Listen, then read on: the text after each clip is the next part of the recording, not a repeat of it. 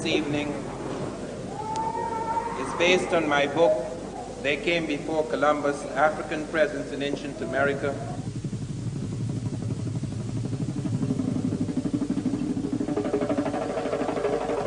A great deal of research has been done. One has become aware of far more things that have emerged from excavations that help to confirm with almost an absoluteness what we have advanced in the past, that there were Africans in America before Columbus.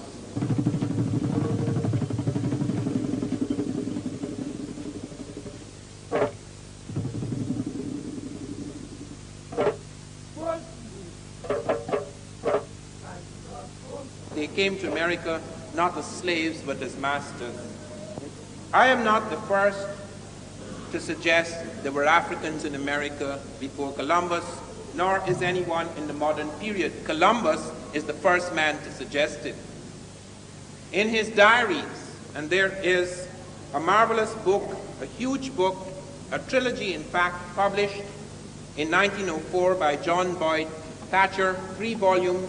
It covers more than 1,200 pages, which deals with all the diaries and voyages and journals of Columbus, in which he points out that on his second voyage, Native Americans of Haiti, which was then known as Hispaniola, came to him and told him that black people had come in large boats from the south and the southeast, trading with the Americans in gold-tipped metal spears.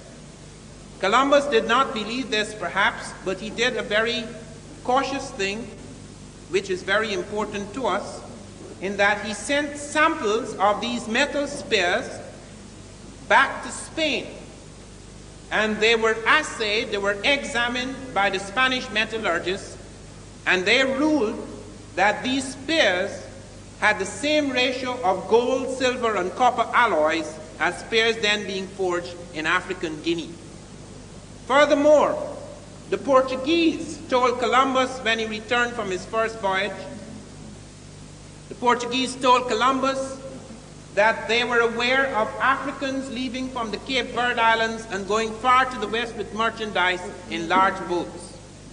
There are 2 things to bear in mind here. First of all, the Portuguese were aware of African navigation because the Portuguese had been in Africa since around 1450. They in fact had clashed with the Gambian Navy.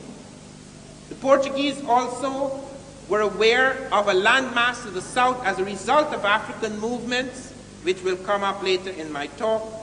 And furthermore, Columbus had married a Portuguese woman. He had been to Africa in 1484 at the Portuguese fort at San Jorge de Minas. His brother Bartholomew had married a Portuguese. They were both aware of the Portuguese court, and in fact, they had been trying to get the Portuguese to finance their journey across the Western Ocean before he went to the Spanish courts.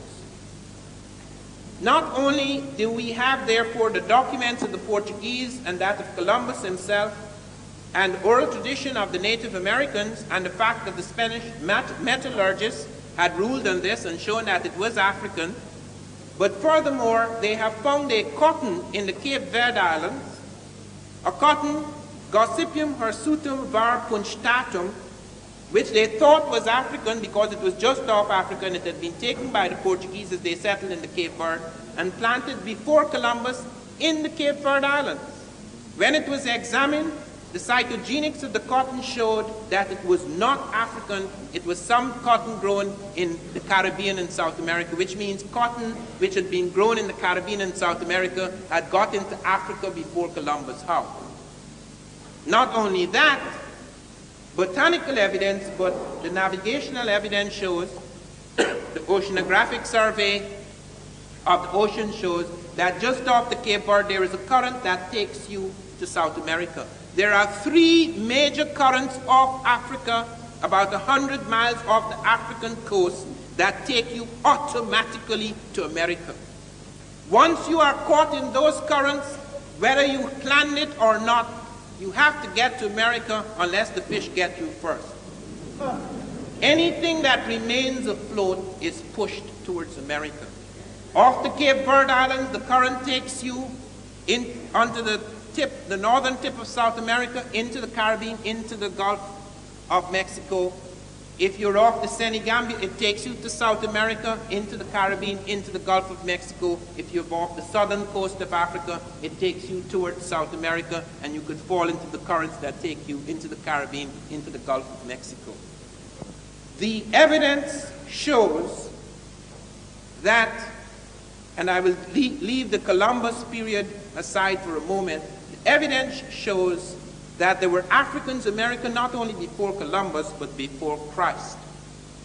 And it has been carbon dated, and we can establish this beyond the shadow of a doubt. The reason why history has to be reconstructed in the Americas and in Africa in the way it is done now is because we cannot use the same historical methods that are used in Europe. Europe has had the enormous advantage of the conquest in that its libraries have remained fairly intact for many centuries. Our libraries have been shattered, and it's not a question of the lack of libraries. In the Americas alone, there were thousands of books. Only 3 major American books survived, and they're not even in America. They're in Germany, they're in Spain. 3 books survived.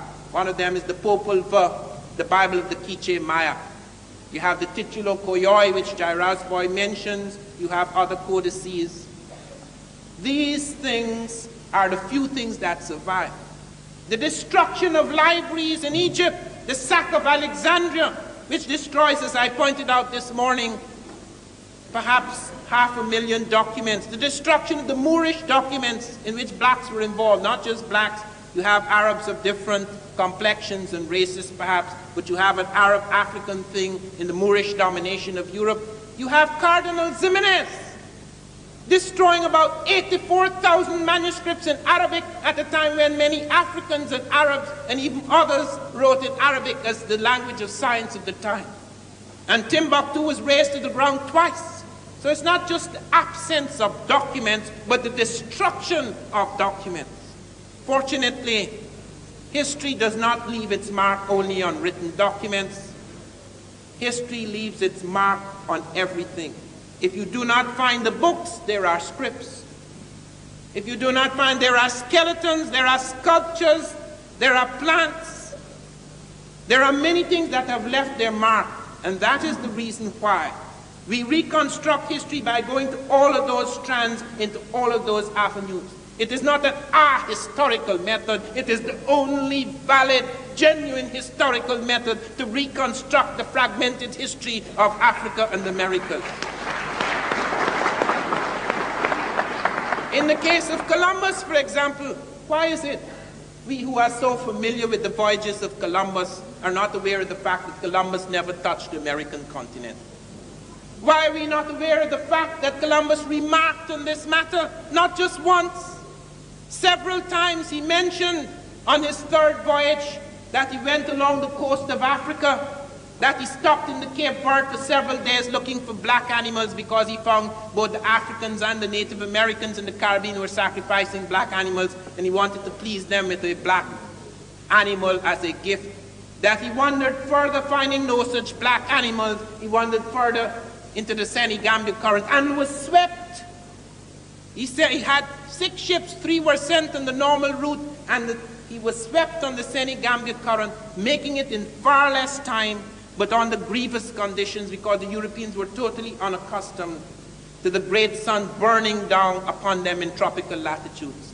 And Columbus reports how the heat was so great in the equatorial regions as he took the African route that the caskets burst, the meat roasted and putrefied, and that he feared for the life of his men and himself if rain had not fallen. All these things are recorded in the document. They're just the sides. They're just the sides, things dismissed, pushed aside, until we put together the botanical evidence, Gossypium, Hirsutum var punctatum, the metallurgical evidence that the Spanish metallurgists had assayed the metal spears and showed them to be African, the navigational evidence, because the currents move in that direction and the Portuguese had noted the Africans had the navigational capacity and were actually setting out from the Cape Verde. The documented evidence, both of Columbus himself and of the Portuguese, the oral tradition of the Native Americans, all of these things are there. Until we pull them together, they make no sense, because they're constantly being thrust aside, because they suggest Africans are where they should not be. Let me deal not with that early period, because I merely pointed out as an example of the method that is used to reconstruct history, and that it is a valid and legitimate method, and the only method that is available to us now because of the great destruction of documents. It was in 1858 that peasants in the village of Tres Zapotes in the Gulf of Mexico discovered an enormous stone head. This stone head weighed 10 tons, just a head, 10 tons. It was made of basalt stone, and it had vividly Africoid features, as Dr. Matthew Sterling was later to comment on it nearly a century later, that it was vividly African, vividly Negroid was his term. It had broad nose, very full lips. It was clearly one of the classical African types. It had a helmet, which had never been seen on any sculpture found that so far in the Americas. Close by it was found a stele, which indicated a date of about 291, November the 4th, 291 BC, 291 years before Christ. They were not sure, however, if that date necessarily related to the head. And at that point in time, no archaeology, no serious archaeology had been done in America. However, in 1938, a scientific expedition set out from the Smithsonian Institute, University of California, and the National Geographic, and they found that head again. They not only found that head, but the following year they proceeded to another spot, La Venta, where someone noted they had seen a similar head, and they dug up 4 heads at La Venta.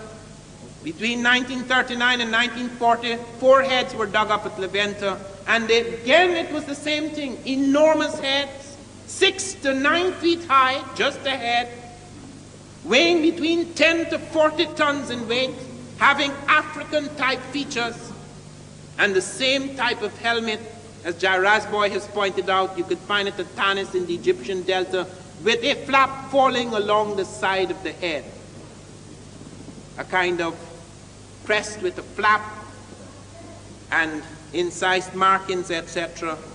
And the extraordinary thing is that I discovered last year through a friend of mine, he's Wayne Chandler, he's an photojournalist. He discovered in the files of the Smithsonian a photograph that has been suppressed for nearly 50 years, which is shown here for the first time in public in my slides, which shows that the first head that was discovered not only had African features, but Ethiopian braids, carved out in the stone. It has never been published, it has never been shown. On top of the heads, the stone heads, they found terracottas, that is clay sculptures of Africa. Now with respect to those with the helmets, with the exception of the one I mentioned, you could say, okay, fine, perhaps it's a mistake, perhaps it's an accident. That's what they said. First they said they were baby faces, that's why they had full nose and full mouth. They were faces of babies. Then they said the reason why they have these enormous lips is because they're the snarling mouths of jaguars. These people among whom they were found, Olmec, they worshipped jaguars, and therefore the snarling mouth of the jaguar was copied. Then they said, one of them said it was made of molten rock, and it fell on its face, and that's why it became flat and full. The latest explanation is most ingenious.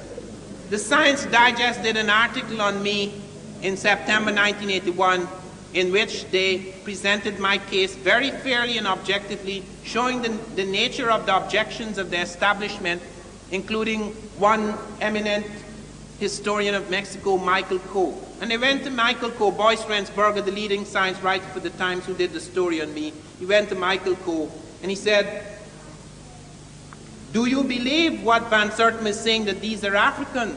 And Michael Coe said, "They don't look at all African, and even if they do," these are his words, you know, "even if they do, the reason why they have full noses, the reason why they have broad noses and full lips is because the tools were blunt and they couldn't make them any sharper."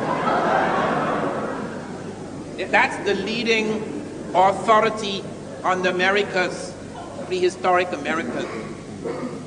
And let me present the case for the dating. On the wooden ceremonial platform where 4 of these stone heads were found at Levanta, which turned out to be the holy capital of the Olmec world, O-L-M-E-C, Olmec, the first major civilization in America. The dating of the wooden platform, the charcoal, there were 9 samples of charcoal dating, gave a reading of 948 to 680 BC. It's not just the stone head, but in addition to the stone heads, you have terracottas that are clay sculptures of African types. Not only the nose now and the lips, the hair is clearly Africoid. Because even though you could say that some Asiatic types who came across the Bering Straits may have Africoid type features, the hair now is very distinctive, the kink and coil of the Africoid hair, very distinctive on the head of the terracottas. And what is more, and note this, the artist went to the trouble of selecting oxide dyes for the clay so that it could be dark brown or dark red or dark black, so that it could be distinguished from the other terracottas. So that on the dark terracottas, you're finding this African peculiarity of feature. And in addition to that, in addition to the stone heads, of which there are 14 spread over Tres de Potes, La Venta, and San Lorenzo in Veracruz, in addition to the terracottas spread all over that Olmec central area, you have skeletal evidence. Professor Wierzyński, a Polish skull expert, was able to show after his study at Tlatilco, at Cerro de las Misas, and at Monte Alban, in the dry areas of the Olmec civilization, where the Olmec from the swamps had moved into these areas, he showed Africoid types. He said it's probably West African. I've just come from a meeting in New Mexico before 200 professors who are studying ancient scripts, who have established beyond the shadow of a doubt, and I shall deal with that later in my talk, that the Egyptian script traveled to America before Christ around 800 BC. They have found on the Davenport Stela the Egyptian hieroglyphs, the Libyan script, and the Iberian Punic side by side, reading the same thing. And it could not be forged because it was found before the Libyan or the Iberian Punic was deciphered. But they did not know the Egyptian had anything to do with blacks. I informed them.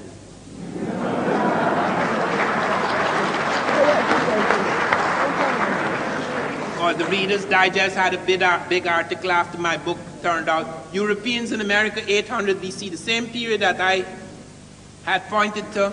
Europeans in America before Christ. Who are these Europeans? The Egyptians. It's taken for granted in most of these circles that Egyptians have nothing to do whatsoever with Negroes. In the Olmec world, as I say, you have this corroboration of evidence, the skeletal evidence in the dry areas, because in the swampy areas no skeletal evidence survived. Rasboy has pointed to a very important thing, that is the possibility even of mummification in the Olmec world, but because the skeletons were not preserved, we find it in a statue where you have the rib cage outlined, the hands close together, the fingers open, the shroud, etc., just like in the Egyptian world. Nowhere on earth, on any archaeological site, could you find a corroboration of so much evidence. Stone heads representing a distinct physical type, terracottas representing the same type with the texture of hair and coloration of skin, and skeletal evidence representing that type, as high as 13.5% at Tlatilco, going down to 4.5% at Monte Alban. And you yet deny the existence of that type because it involved African and he could not be there. The general assumption, the conventional assumption is that only Europeans and Asiatics can move. Africans do not migrate.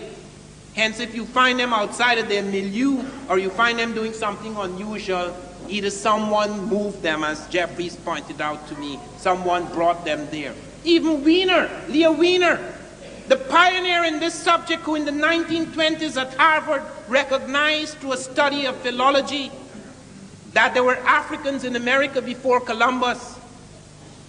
What Wiener was trying to show is that the Africans were merely bringing over Arab Islamic ideas and concepts and culture. The Africans had no culture, therefore, until the Arabs came. So even he, although he was showing there were Africans in America before Columbus, he was really saying that they had been porters or paddlers and they had brought over another man's cultural electricity. We have to be very careful to note that even with new discoveries, the script for the African is still not rewritten. Okay, so some Africans came to America before Columbus, so what? What did they do? Thank God they've changed the tune, because now I'm going to show what they did. Because we have evidence of what they did do, because it leaves marks. The first pyramid to appear in America appears right at La Venta, on the very same ceremonial platform where the stone heads first appear. In the first of the sequence, although they find later Tresapotis and San Lorenzo, the first of the sequence of the stone heads is at La Venta, and both the conical pyramid as well as the step pyramid appear. They said, well, but the functions are not the same. It's just a temple in America, it's a tomb in Egypt. That is not true. We have found many, many pyramids could be cited in America which serve both as tomb as well as temple. And in Egypt, many of the great pyramids have temples adjoining. So they have both the tomb and temple combination. And the great ones, the very great ones, the one at Teotihuacan in Mexico and the one at Gizeh in Egypt, they not only have the same base, the identical base, but they also have the third function, the geodetic marker, or the use of the movable capstone for astronomy, the notches, etc.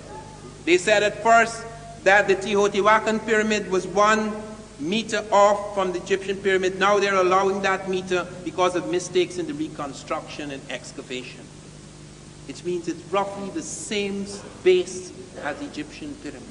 I'm not saying Africans built the pyramid in America, don't misunderstand me. I am saying ideas and influences were carried forward by that migrating group. There was a reason why there may have been Egyptians and Nubians in the Atlantic. They have no business being in the Atlantic. Egypt is too far away from the Atlantic. But there were reasons at that time, 3 reasons. First of all, there was a war with Asia. The Asiatics, the Assyrian forces in Asia, the mighty power of Western Asia, were moving down the Mediterranean with their iron-powered armies. They had captured the Jews. The blacks saved the Jews in 701 BC, when Taharqa, the great Ethiopian general, before he became king, head of the Egyptian forces, marched into Jerusalem to save the Jews. They were when King Hezekiah of the Jews was trembling before the Asiatics. The Africans entered the battlefield and the Asiatics were defeated. There was a war going on. They had closed the eastern seaports. They found trade by Egyptians right up to Hawaii. They found Egyptian trade goods and scripts as far as Hawaii, as Dr. Fell has shown. They had closed those trade routes. The Egyptians and the Phoenicians, who were accounted for 50% of Egyptian import-export trade, were forced west of the Mediterranean. Script. Barry Fell has shown among the Mi'kmaq a whole series of words in astronomy. As much as 90% in one area, 90% of the astronomy words are identical with Egyptian, the sounds. You go to the script and you look at the Iberian Punic, the Libyan and Egyptian together. And the Davenport Stella, the hymn to the Aton, written in the American. How come, when I was at the conference in Arizona, I met a gentleman, I forget his name now, some famous doctor whose name passes me because I got so furious with him, I have forgotten him. He's written a book on the Micmac, challenges me. I said, all right, sir, if you think that this is a fake, I have both before me. I have the Micmac and I have the Egyptian. You are so acquainted with the Micmac. Show me which is which. I don't want to be drawn in that, he said. But the audience, they really embarrassed him. They said, show him. Show him. Show him which is the fake. Didn't dare do it. Didn't dare do it. There's so many, and it is true that in scripts you can have occasional parallels because there's a limit to human science, but these things were for arbitrary things, very complex markings for arbitrary things.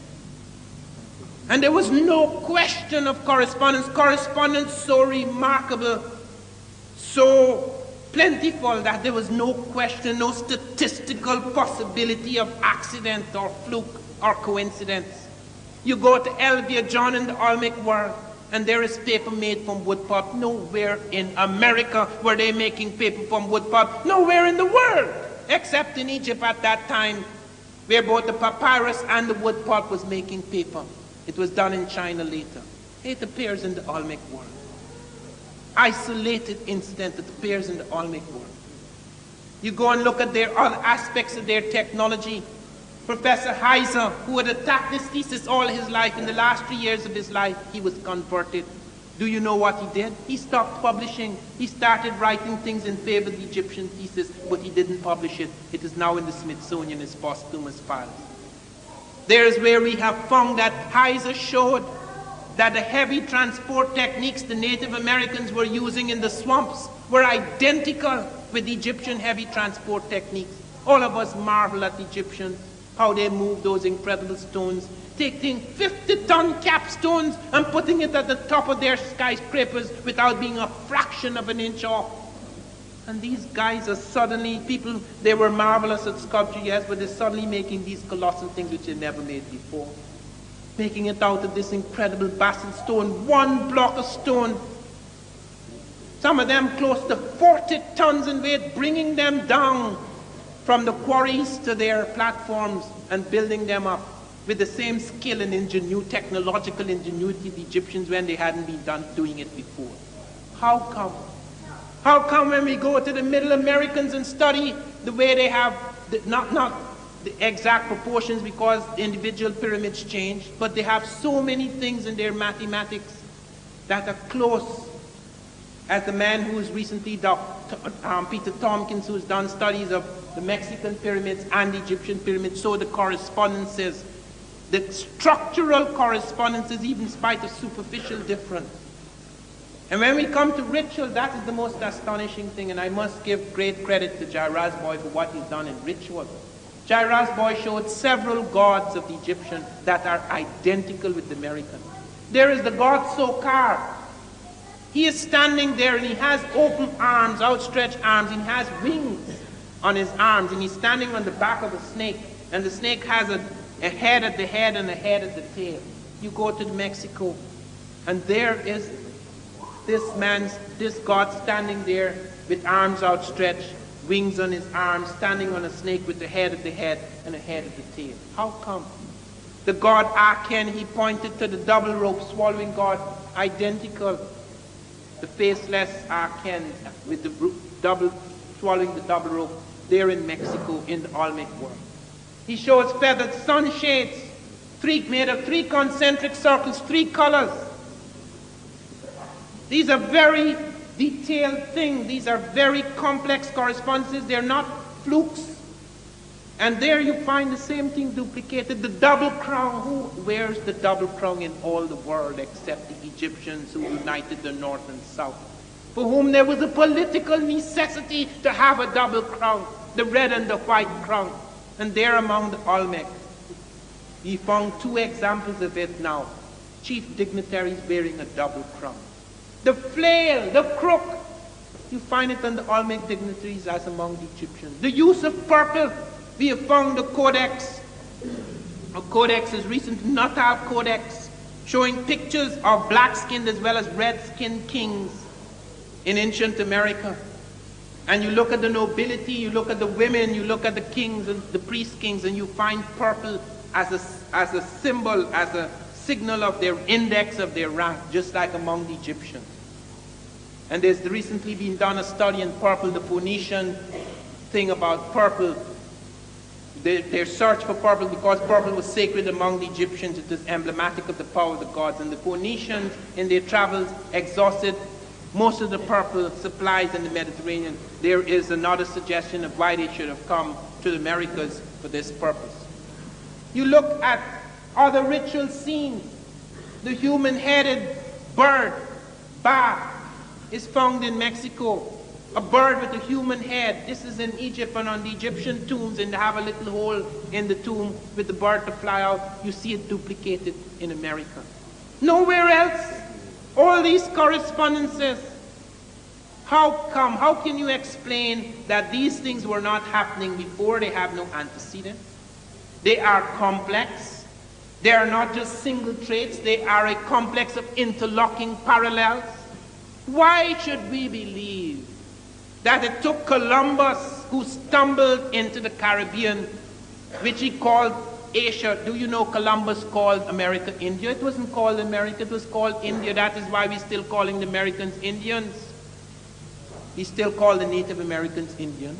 Columbus had a right theory, which in fact was not new.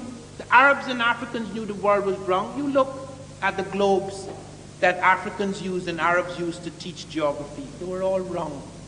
So only Europeans believed the world was flat, until some of their geniuses were persecuted, proving that it was wrong. That's a fact. You look at the maps, those early maps. You look at the early globes that were used in geography. But the thing, and you find it in Arabic documents in the Moorish period, there was assumption all through that Moorish period that the world was wrong. Columbus wasn't new about that. He was right theoretically. If the world is wrong, you could go far to the west and end up in the east. What he didn't know is that you would need an airplane to do it, not the Santa Maria. So the Santa Maria collided with another continent, and he assumed, do you know that even though Columbus doubted that it was Asia, you know what he did?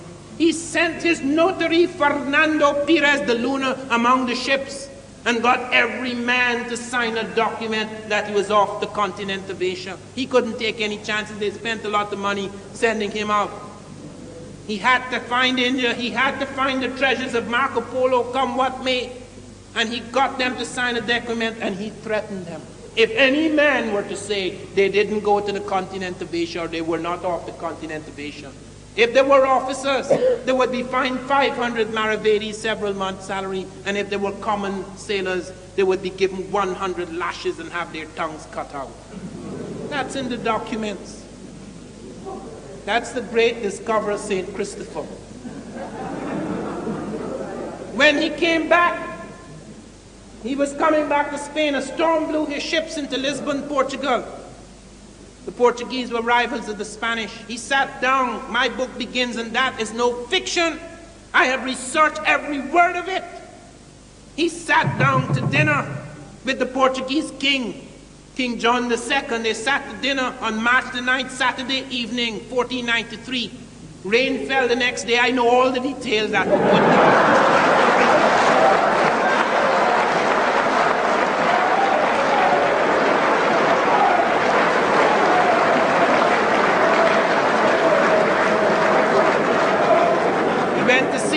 King John's queen in Villafranca on the left bank of the Tagus on Monday, I don't know what for. But there in that weekend, on that Saturday and Sunday, there were discussions.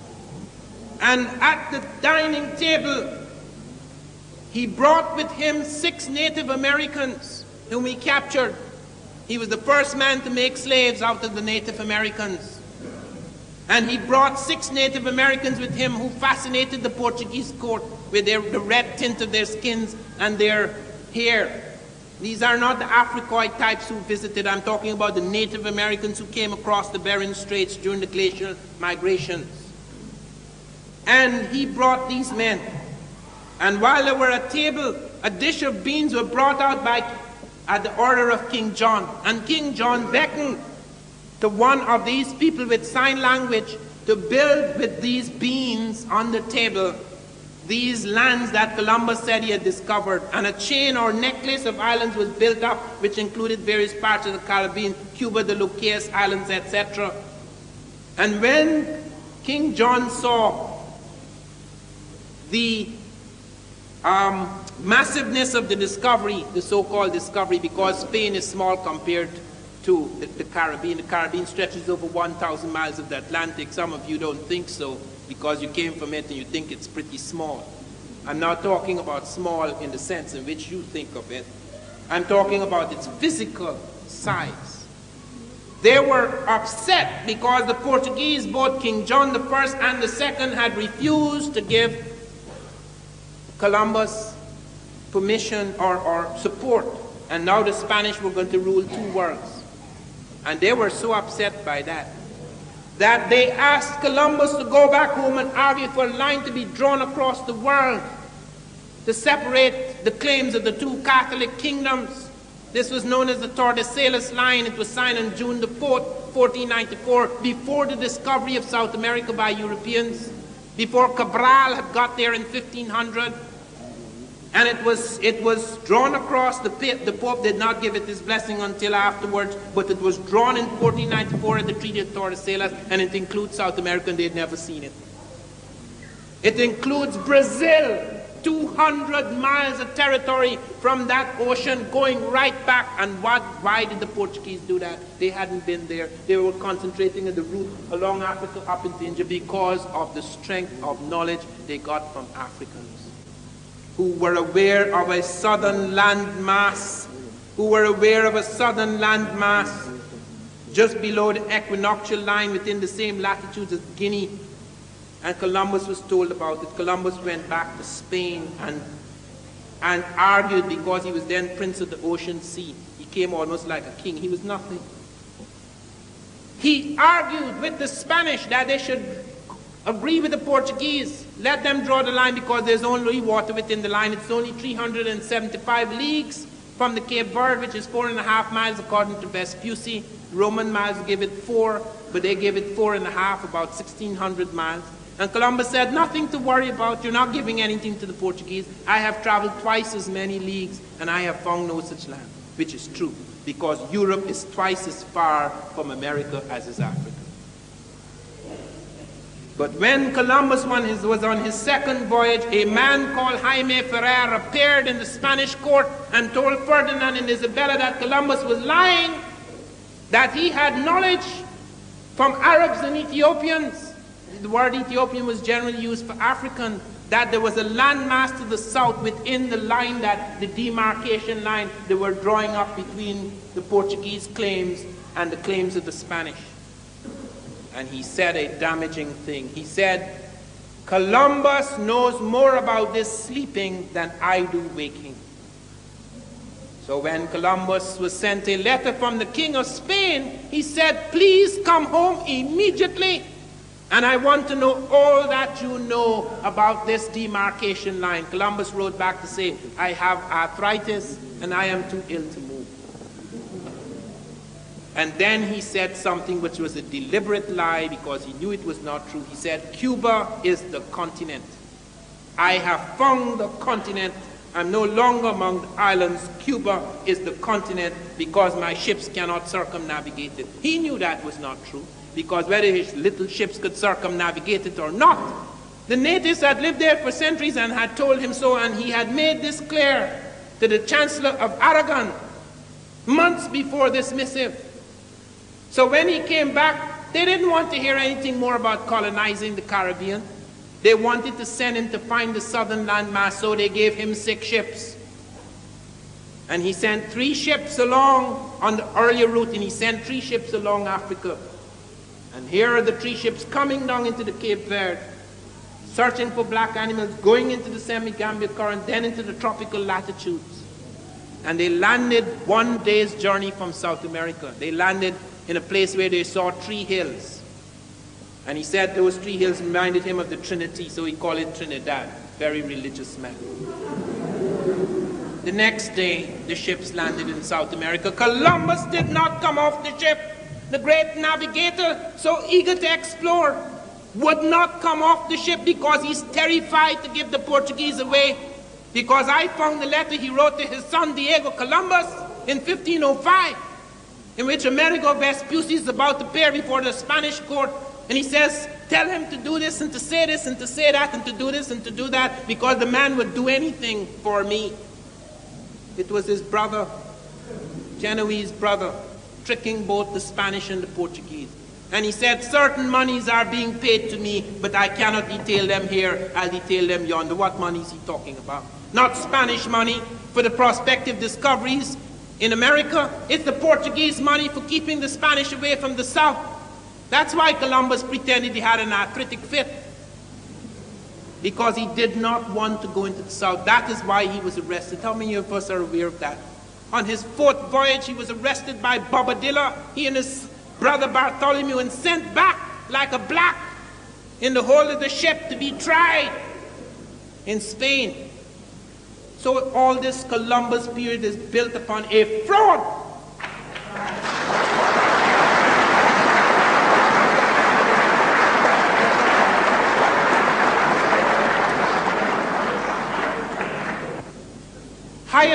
Thor Heyerdahl, the Norwegian explorer, took a papyrus reed boat, which the Egyptians had used and the Ethiopians had used on their inland lakes and elsewhere.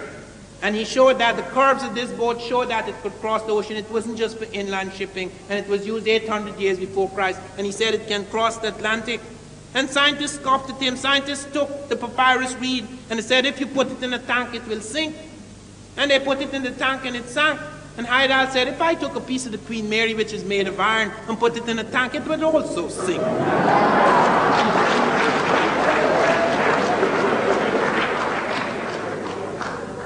So, rising above the idiocies of the scientists, he built the papyrus reed boat with the help of Abdullah de Jibrin and the Baduma people on Lake Chad in 1969. And they sailed across the Atlantic successfully. They only got in trouble off Barbados because the Africans had forgot. The Africans had cut a rope which was attached to the bow and the deck.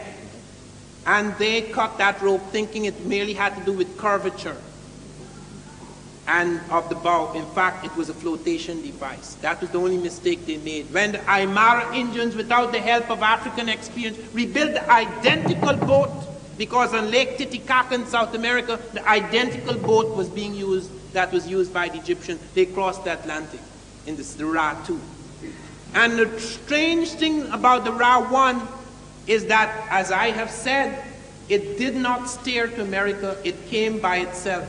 The rudders broke on the first day. They could not steer. The currents took the thing from Africa and landed it in America. And Heyerdahl is not the only one. There have been 120 experiments with small boats across the Atlantic. And it has been shown that the small boat can arrive earlier than Columbus or Vespucci. And a man who showed that, you have experiments by Alain Bombard and Hans Lindman. Bombard set out in a dugout, which no African would be mad enough to use on the Atlantic. He set out in a dugout without a crew, without a sail, and crossed the Atlantic safely from Africa to America in less time than either Columbus or Vespucci. And talking about the boats of Columbus and Vespucci, the sails on those boats were Arab Latin sails, which Arabs and Africans had used on the Indian Ocean. They were not European sails. The compass was not invented in Europe. The astrolabe was not invented in Europe. It is true that after the massive and continuous migrations of people to the Americas, that you had an improvement in hulls, an improvement in ships, which went far beyond the other conquered peoples. But at that time, those boats were not superior. So to think that man had to sit down and wait for centuries until the stumble of Columbus landed in India and called Cuba the continent and South America and Ireland This has nothing to do with the truth of the past. But as I come to a close, I want you to bear this in mind. The history of the world is not written. The history of Europe, perhaps.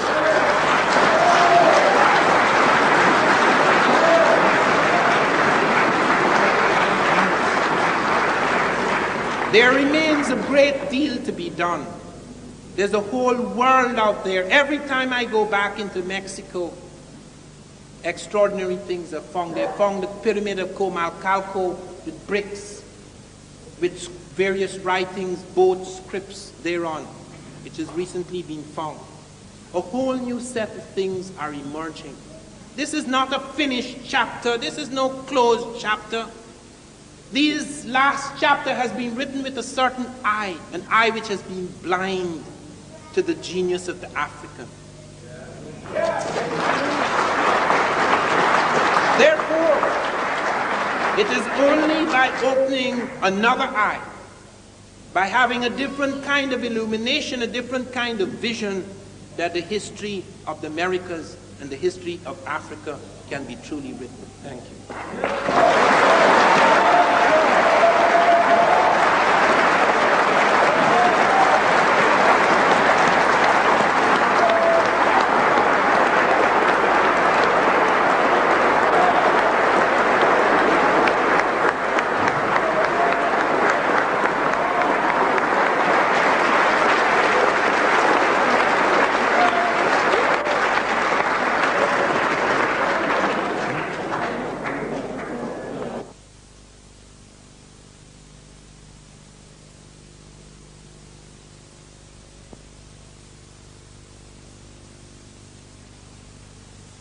Evening is based on my book, They Came Before Columbus, African Presence in Ancient America.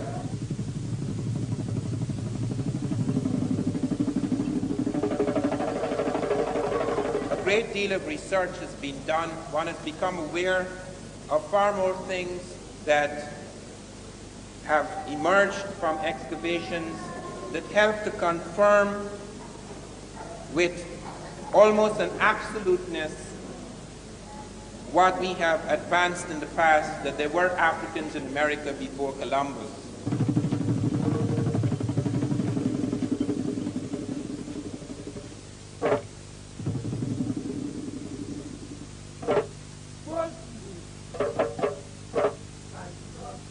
They came to America not as slaves but as masters. I am not the first to suggest there were Africans in America before Columbus, nor is anyone in the modern period. Columbus is the first man to suggest it. In his diaries, and there is a marvelous book, a huge book, a trilogy in fact, published in 1904 by John Boyd Thatcher, 3 volumes. It covers more than 1,200 pages, which deals with all the diaries and voyages and journals of Columbus, in which he points out that on his only 3 major American books survive, and they're not even in America. They're in Germany, they're in Spain. 3 books survive. One of them is the Popol Vuh, the Bible of the Quiche Maya. You have the Titulo Koyoi, which Jairus-Boy mentions. You have other codices. These things are the few things that survive. The destruction of libraries in Egypt, the sack of Alexandria, which destroys, as I pointed out this morning, perhaps 500,000 documents. The destruction of the Moorish documents in which blacks were involved, not just blacks. You have Arabs of different complexions and races perhaps, but you have an Arab-African thing in the Moorish domination of Europe.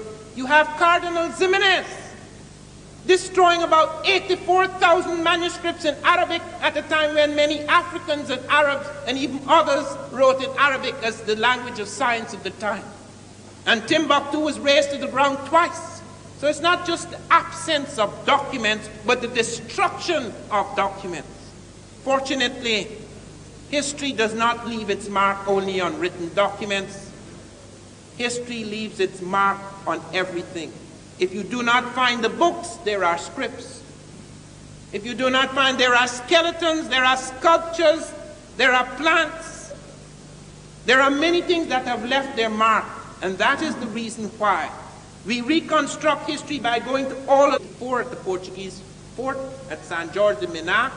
His brother Bartholomew had married a Portuguese. They were both aware of the Portuguese court, and in fact, they had been trying to get the Portuguese to finance their journey across the Western Ocean before he went to the Spanish courts. Not only do we have, therefore, the documents of the Portuguese and that of Columbus himself, and oral tradition of the Native Americans, and the fact that the Spanish metallurgists had ruled on this and shown that it was African, but furthermore, they have found a cotton in the Cape Verde Islands, a cotton, Gossypium hirsutum var punctatum, which they thought was African because it was just off Africa and it had been taken by the Portuguese as they settled in the Cape Verde and planted before Columbus in the Cape Verde Islands. When it was examined, the cytogenics of the cotton showed that it was not African, it was some cotton grown in the Caribbean and South America, which means cotton which had been grown in the Caribbean and South America had got into Africa before Columbus. How? Not only that, botanical evidence, but the navigational evidence shows, the oceanographic survey of the ocean shows that just off the Cape Verde there is a current that takes you to South America. There are 3 major currents off Africa, about 100 miles off the African coast, that take you automatically to America. Once you are caught in those currents, whether you planned it or not, you have to get to America unless the fish get you first. Anything that remains afloat is pushed towards America. Off the Cape Verde Islands, the current takes you onto the northern tip of South America, into the Caribbean, into the Gulf of Mexico. If you're off the Senegambia, it takes you to South America, into the Caribbean, into the Gulf of Mexico. If you're off the southern coast of Africa, it takes you towards South America, and you could fall into the currents that take you into the Caribbean, into the Gulf of Mexico. The evidence shows that, and I will leave the Columbus period aside for a moment, the evidence shows that there were Africans in America not only before Columbus, but before Christ. And it has been carbon dated, and we can establish this beyond the shadow of a doubt. The reason why history has to be reconstructed in the Americas and in Africa in the way it is done now is because we cannot use the same historical methods that are used in Europe. Europe has had the enormous advantage of the conquest in that its libraries have remained fairly intact for many centuries. Our libraries have been shattered, and it's not a question of the lack of libraries. In the Americas alone, there were thousands of books. Second voyage, Native Americans of Haiti, which was then known as Española, came to him and told him that black people had come in large boats from the south and the southeast, trading with the Americans in gold-tipped metal spears. Columbus did not believe this, perhaps, but he did a very cautious thing, which is very important to us, in that he sent samples of these metal spears back to Spain. And they were assayed, they were examined by the Spanish metallurgists, and they ruled that these spears had the same ratio of gold, silver, and copper alloys as spears then being forged in African Guinea. Furthermore, the Portuguese told Columbus when he returned from his first voyage, the Portuguese told Columbus that they were aware of Africans leaving from the Cape Verde Islands and going far to the west with merchandise in large boats. There are 2 things to bear in mind here. First of all, the Portuguese were aware of African navigation because the Portuguese had been in Africa since around 1450. They in fact had clashed with the Gambian Navy.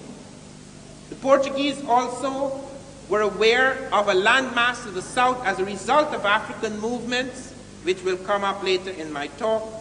And furthermore, Columbus had married a Portuguese woman. He had been to Africa in 1480.